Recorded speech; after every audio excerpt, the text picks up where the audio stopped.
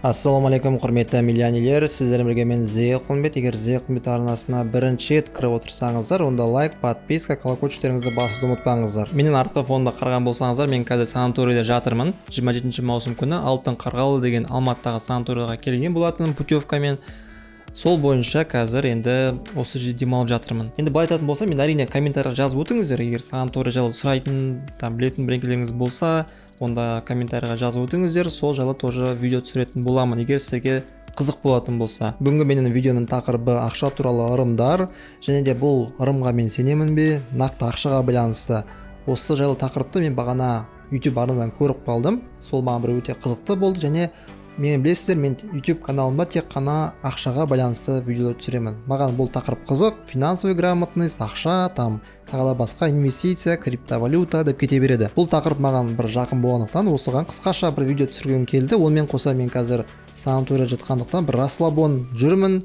Сол себепті бір серьезно кәдімгідей күш салып видео түсіргеннен гөрі кішкене бір расслабон сіздерге бір осындай өз оймен бөліскім келді. Бағана мен YouTube'дан қандай тақырыпта видео түсірсем екен деп қарап отырып, мынау жақта мен бір жақсы қызықты тақырып көріп қалдым. Оның өзінде ол тақырыптың просмотрлары өте жақсы екен.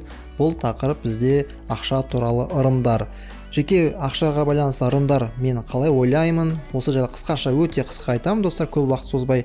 Бірақ видеоны жалғастырмай тұрып, достар, алдымға менің Binance Vault деген видеомды қарап өтіңіздер. Сол жерде мен 10 000 теңге розыгрыш жасап жатырмын. Розыгрыштың толық былай айтқанда аяқталуы 5-ші күні сағат 23:00-ге дейін жалғасады. Сол уақытқа дейін қысқаша лайк, подписка, Twitter, репост деген секілді тапсырманы орындап, сіздер осы розыгрышқа қатыса аласыздар. Қазіргі уақытта мен бағана қараған болатынмын, 4 адам заявка берген. Сол себепті сіздердің шанстарыңыз өте көп. 4 адамның біреуі егер осылай тоқтайтын болса, онда солардың біреуі 10 000 теңге ұтатын болады. Мен өзім рандомды тарататын боламын. Вроде розыгрыш жайлы айттым, ал біз видеомызды бастаймыз.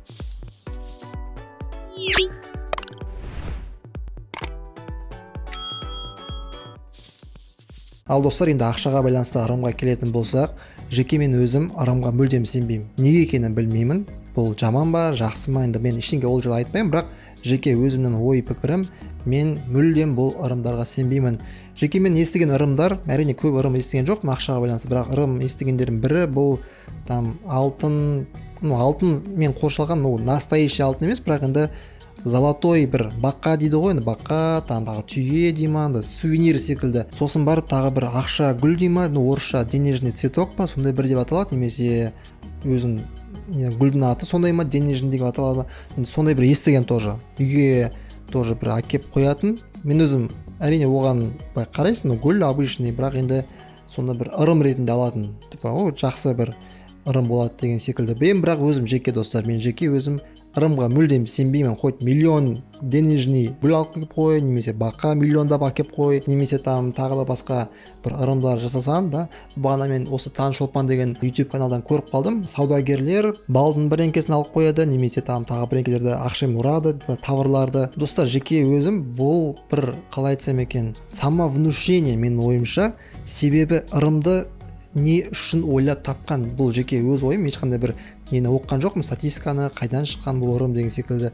Бұл ырымның ең басты бір шыққан себебі бұл самовнушение. Себебі адамға просто так, сен мысалы осылай жасасан, ертең сен табыс табасың деп былай жай айта салғаннан гөрі, бұны бір ырым қылып айтқан дұрыс та. Мысалы менің көзқарасым осы ырымды тапқан кезде, ойлап тапқан кезде адамдардың психологиясына, визуалды түріне бір әсер ету барысында ойлап тапқан. Себебі егер әрине біз бәріміз білеміз, қазіргі заманда ойша мысль дейді, подсознание дейді, соның барлығы осы біздің түпкі тамырымызда жатқан ырымның бір сондай бір несі, может ырым осы түпкі тамыры болып табылады. Себебі оны просто ырымдарды орындасаңыз, жай ғана мынаны істемесеңіз, мынаны былай істесеңіз, ол ешқандай бір әсер етпейді достар. Просто жай ғана бір істейсіз болды, ол бір ешқандай көмектеспейді, не істемейді.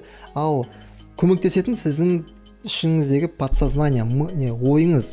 Бұл сіздің подсознанияңызға кіреді, сіз соны ойлайсыз, мен былай істедім, значит ақша келеді деген секілді оймен жүресіз, ақша келеді. Бұл мойныңызға сінеді, сосын барып бұл бір реализация болады. Әрине менің ойымша бұл жерде барлық адамдар ырымдарын жасамай тұрып ең бірінші Құдайдан сұрайды, Құдайдан сұрап сосын барып уже ырымдарын жасайды. Ырым мен үшін бір подсознанияға беретін сигнал ретінде ғана қарастырамын.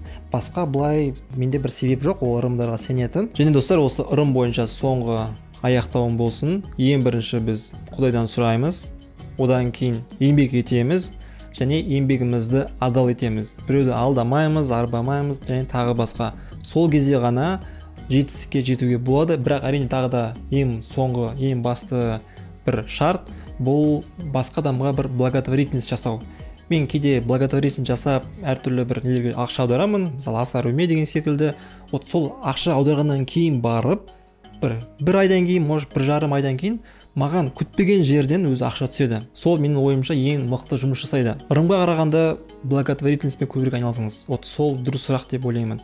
Сол себепті достар, ырымға менің ойымша сенудің қажеті жоқ. Барлығы туфта, просто подсознанияға әсер беретін ғана бір қасиеті болмаса, ешқандай бір сіздерге ештеңе алып келмейді. Сонымен достар, қысқаша өз ойымды айттым. Бұл жеке өз ойым, ешкімді былай не істеп тұрған жоқпын. Сол себепті егер өздеріңізде ойларыңыз туындап жатса, комментарийға жазып отырыңыздар. Сол бойынша дұрыс сіздерге жауап беретін боламын. Сіздерден болған мен Зейқұлмет, келесі жүзгенше сау сәлеметте болайық. Алдағы уақытта тағы да басқа пайдалы ақпараттар болады. Телеграм каналыма тіркелуді ұмытпаңыздар. Барлығымызға чикпау.